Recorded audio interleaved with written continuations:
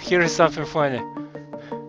All right, so pretty much follow the instructions, know where to look at, and they're pretty straightforward. But except for that mid-code confusion.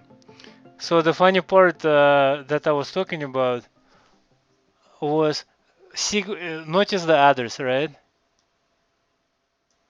And the name. Go to asummer instructions and look at some examples.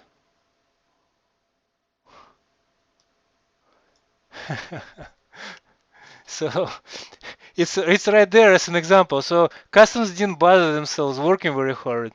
They just took it straight from the ACE entry summary. They used to have a better examples about this. So for example, this particular directive, this is an older directive, says note that all addresses. I'm dropping down the link, but it says please note that some addresses on the invoices uh, can can be after the line containing the city and zip code equivalent. For they say Germany, for example. Well, in our case, it's Italy, so be aware of that.